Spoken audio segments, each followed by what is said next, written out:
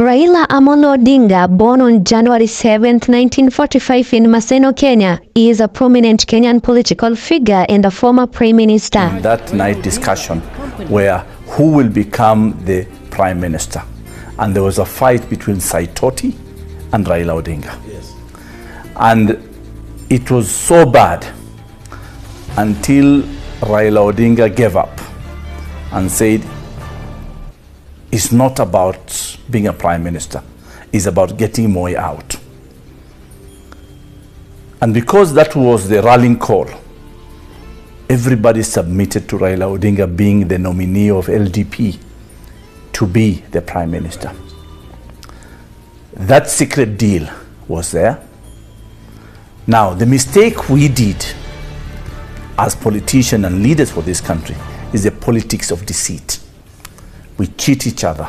Power got into the heads of some people, and they started behaving funny, you know, excluding others in decision making, not meeting the agreements that we had agreed on. Backstabbing. These are the things that is haunting the country. And that's why after Kibaki was sworn in, the gates were closed. And the gates were closed by one person called Matere Kereri, the controller of State House. These are the new operators. Nitatenda kazi zangu za urais wa Jamhuri ya Kenya. He was born into a family deeply involved in the country's politics. His father, Jaramogi Oginga Odinga, was a key independence leader and the first vice president of Kenya.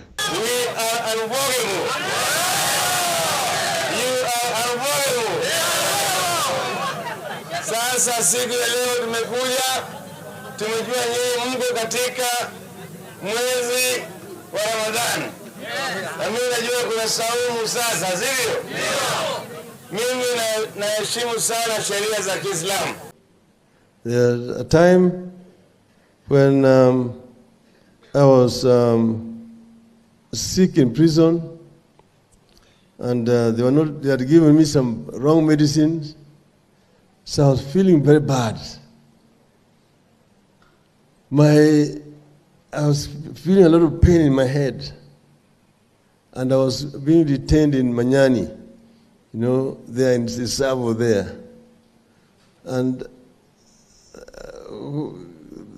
when the train was passing, they would hear the train making a lot of noise. You just hear the pain in the middle of my head. I could hardly sleep. So I kept on telling these guys that I was sick. They were saying that I was pretending. So I decided to go on hunger strike. And when I went on hunger strike, then they came, now, the security officers, to read the Riot Act to me. That if I don't want to eat, they're going to force feed me through my nose. And I told them, you can go to hell. I have already been reduced to an animal-like life here. So I'm not going to take this lying down, because I will not accept this kind of thing, and will not accept that you can come to intimidate me in these conditions.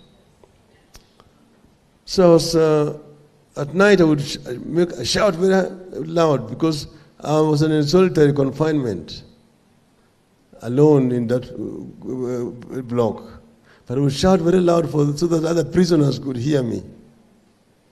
Then they now came, and then they came back, they found the medicine I'd been given, the whole of my hand here was swelling. A lot of swelling in my hand and everywhere.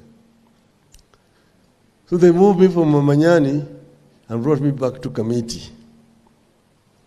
But in Kamiti, I managed to use toilet paper.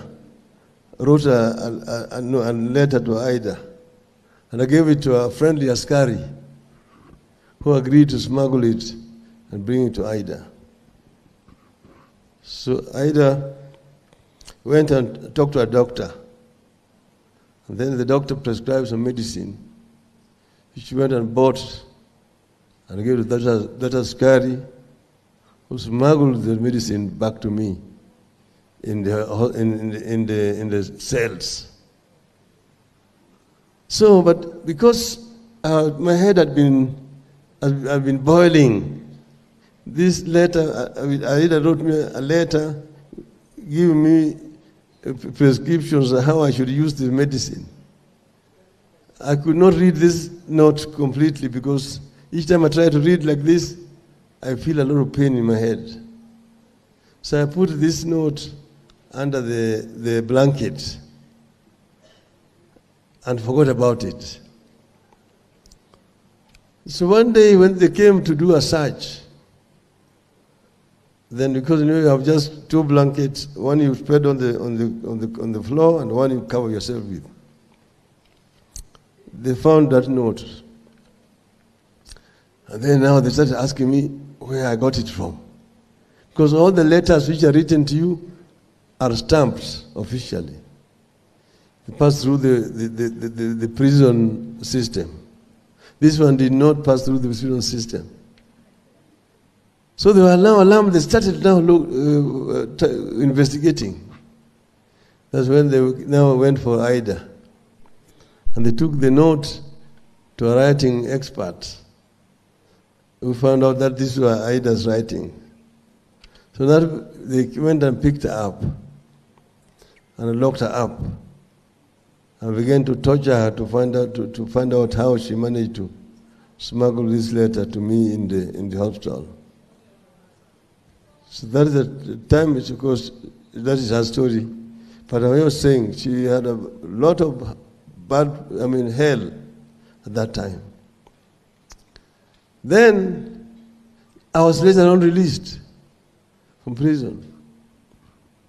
I came out and I stayed out for 6 months. I was arrested again and taken back to this time that constructed Nyayo House.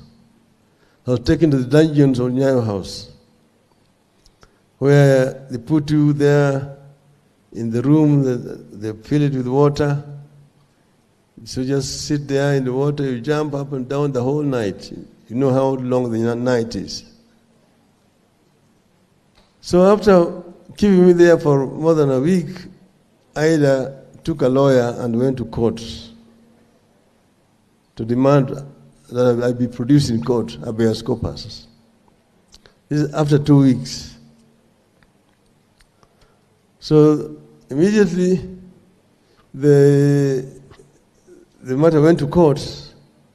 They quickly served me with the detention order and was transferred to committee, then to Naivasha. But then the following day, Ida got a letter from Minister of Education. She had been fired. She was sacked. And she was staying in a school compound, Kenya High School, given a few hours to clear from the school. Now our house had been rented by another tenant. She was nowhere to go. It was raining.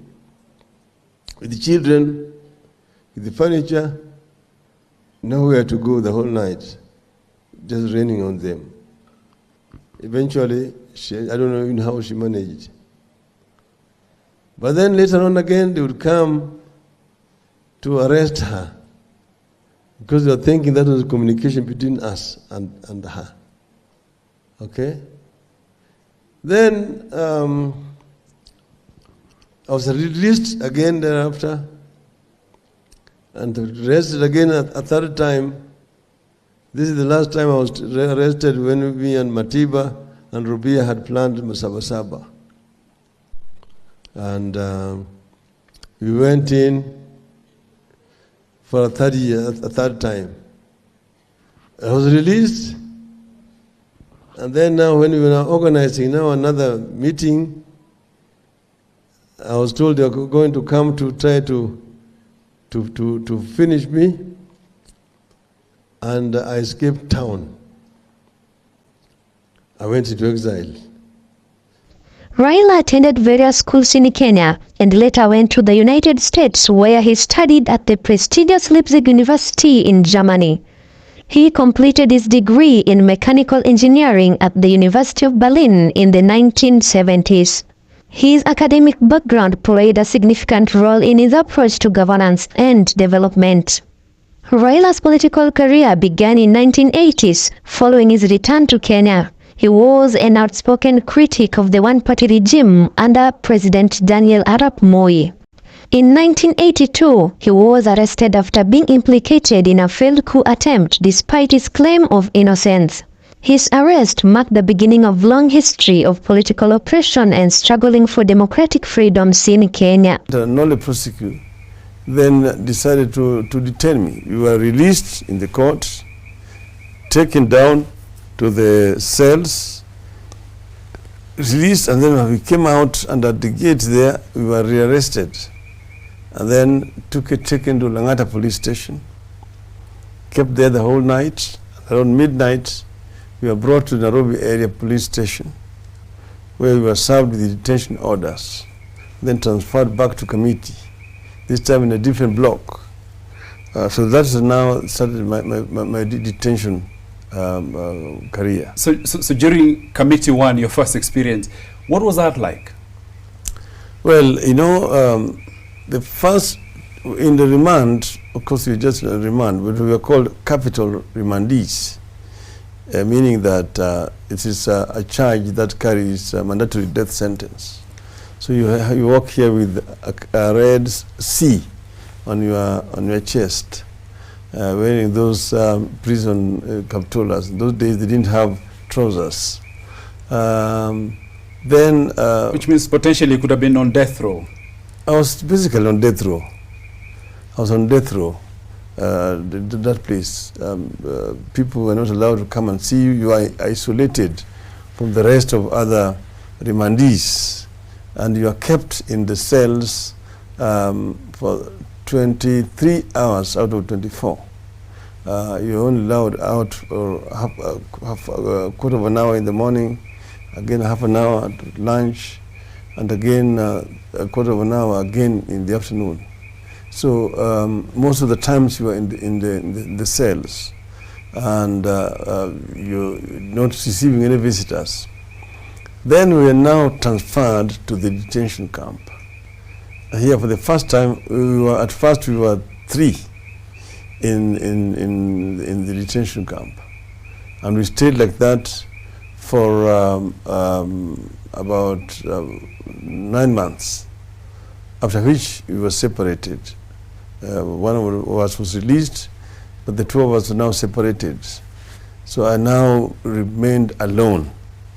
That started my solitary confinement. And during this time, Mr. Odinga, and the years that followed, you know, all those long periods of detention and so on, your family must have been quite under, you know, a lot of, strain. Were you able to do the ordinary things that, you know, a parent does, like, you know, attending your children's graduation, speaking to their, you know, their class teachers? No, you are a detainee.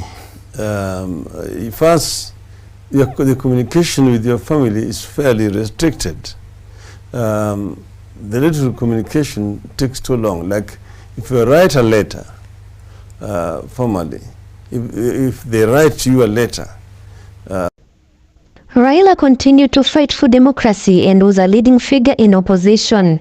His efforts were instrumental in pushing Kenya towards multi-party politics, particularly in the 1990s when the push for political reforms intensified. He was arrested several times, especially during the periods of political turmoil, and was detained without trial on several occasions. And they kept this telegram for they never gave it to me. But of course, a friend of mine who was also detained had received the information. But then he had communicated, we had a way of underground communication. So I had known. Now when this Askari came to eventually now break the news to me, at first he was looking at my reaction, if I would be shocked, because otherwise we'd know that somebody had told me. So when he came to tell me, I artificially burst into tears. So you had to be a bit dramatic. Yeah, too dramatic just to me, but I had known about it a long time ago. My brother had asked that I should be allowed to go and bury my mother. But they were telling me 3 months later, yet they received the telegram immediately that my mother passed on. Okay. Were you allowed for the burial? Never. I mean, they're telling me 3 months after the event. So how would you attend? Raila's health has been an area of public concern over the years as he endured significant suffering during his imprisonment and under harsh political conditions. However, his resilience through these times only strengthened his resolve to fight for democratic reforms and human rights. He later underwent treatment for a number of health conditions, including surgery related to his ongoing health struggles. Which means a delayed blood clot which happened on the outside the surface of the brain, not inside the brain. We were able to change his dressing. Everything has been removed. He's not in any pain. We've taken off all the drips, and all his medication now he's going to be taking orally. We felt it was important for us to come and pay a visit and pray for him, which we have done. He's in stable condition. We have seen him, we have had a chat with him, and he's having a rest, and I'm sure the doctors will release him soon. His senses are very good, his intuition is right, he's able to remember things and talk about them, he's able to anticipate even the future, so I think he's fine. You know, he's a go-getter, so he's a person who cannot be slowed down.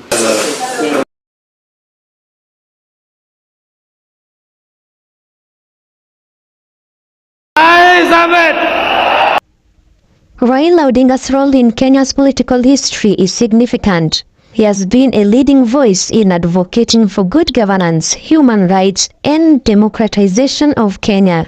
His efforts led to his participation in 2007-2008 post-election crisis, where he brokered peace through the mediation efforts led by Kofi Annan, ultimately becoming the country's prime minister. His quest for justice, equity, and national unity has made him a figure of significant influence not just in Kenya, but across Africa. Raila's contributions to Africanism are also noteworthy. He has been an advocate for the African Union and a supporter of regional integration. Kama mmechoka na uhuru, mimi Raila Amolo Odinga nimechoka na unafiki wa Uhuru Kenyatta. Nimetoka na ujeuri wa Uhuru Kenyatta. Sasa leo namwambia Uhuru Kenyatta na Ruto yake aje na timu yake. Mimi niko na timu yangu ya NASA, tukutane nao uwanjani ana kwa ana. Aje.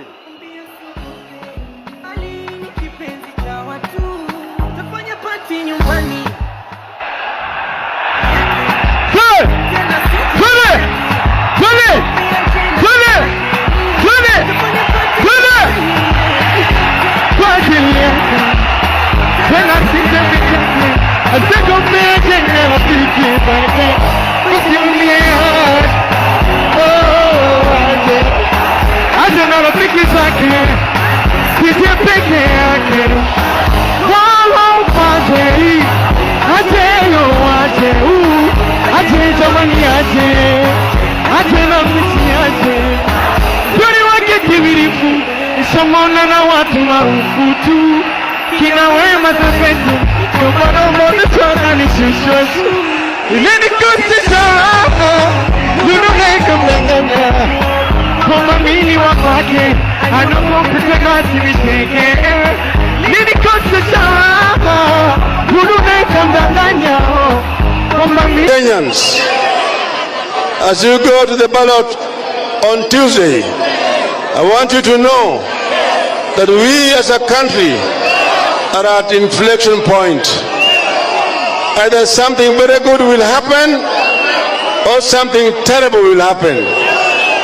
You have a choice of the promised land, but the land of bondage is also within sight. The Pharaoh is refusing to let our people go. we left the land of bondage on Sabasaba Day in 1990. On that day, we declared this: let my people go.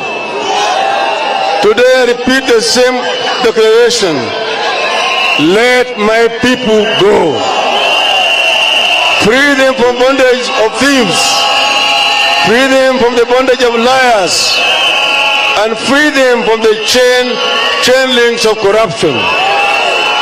Dear Kenyans, we are soon entering Canaan, and there are few rules we will have to observe. In Canaan, we must embrace reconciliation. We cannot get to Canaan, a divided nation that is half bitter and half happy. In my government, there will be no revenge. I pledge to be the president of all. I have made this decision because I did not choose my liberation cause. The liberation cause chose me. And when I was tempted to run away from it, the cause always found me. This is why I always found a place in my heart to reconcile. I shook the hand of Mr. Daniel Torotich Arap Moi in March 2002, or President Mwai Kibaki in February 2008, and of my brother President Uhuru Kenyatta in March 2018.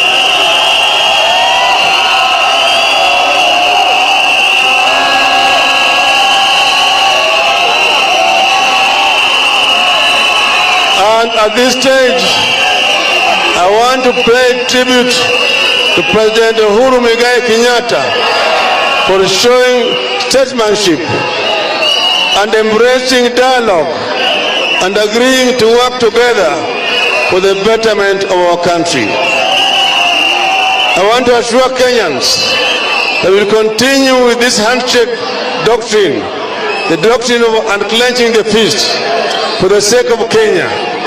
I will shake the hand of my rivals and pay the political price if I have to. I will shake their hand if I win, and I will shake their hand if I don't. And I will do it because I love Kenya more than I love Raila Amolo Odinga.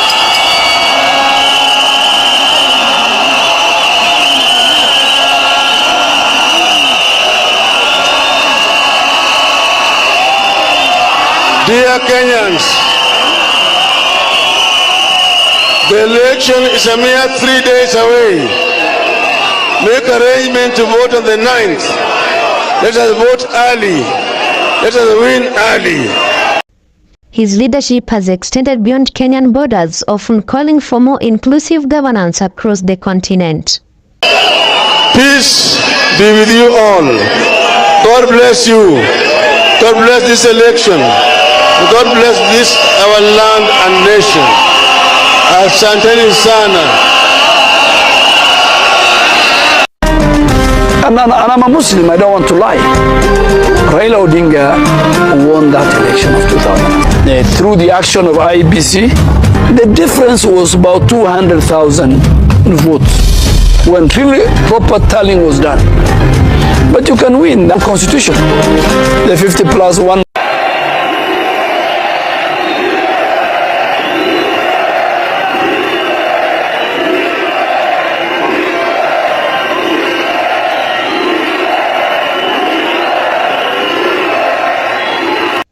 He has officially announced his bid for the position of chairperson of the African Union Commission AUC in 2025.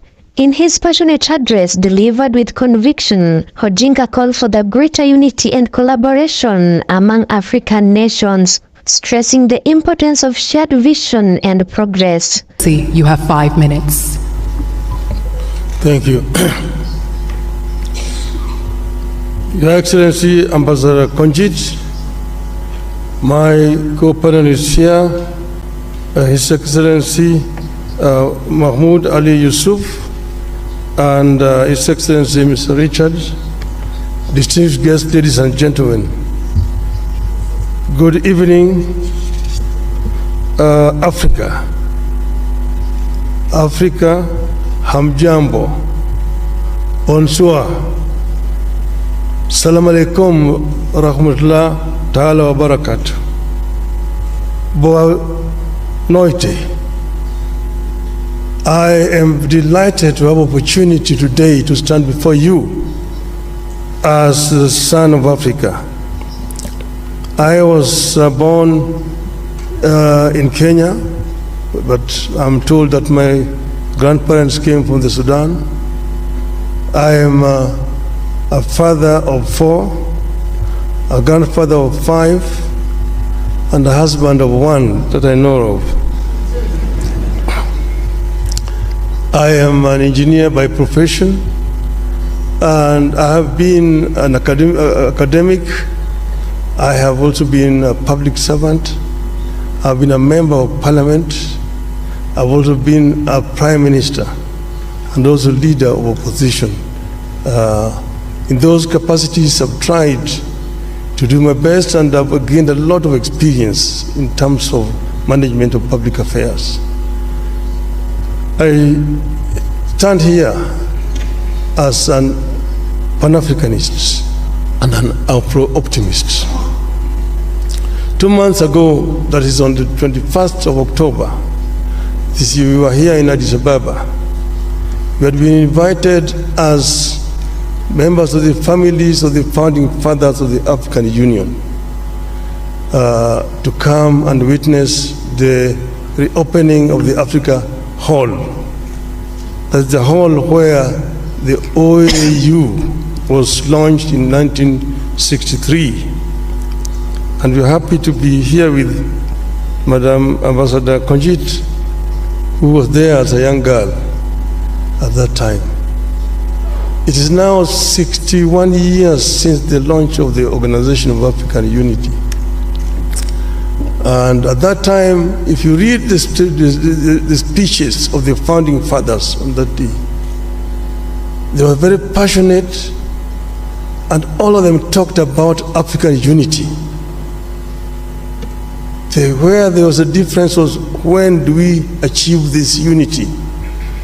There are those who, under the school of thought, that the unity now. There are those who said, no, we need to be gradual in this. Let us first build the building blocks, the regional unions, which will eventually translate into formation of the African Union as a whole. But now we have they came up 50 years later with Vision 2063, which now hopes to get Africa united, one union government by 2030, and move on to attain the vision, the wishes of the founding fathers of Africa. I say that I have the experience. I've been part of this movement for changing the continent. His speech resonated deeply, emphasizing sustainable development, peace, and security across the continent. Odinga's articulate words left a lasting impression as he outlined a roadmap to address Africa's challenges from economic growth to climate change. His appeal for a united Africa echoed the sentiments of many, calling for solidarity and addressing the continent's most pressing issues. His leadership experience and vision for the future have garnered widespread support, with many wishing him the best as he seeks to steer the African Union towards greater prosperity.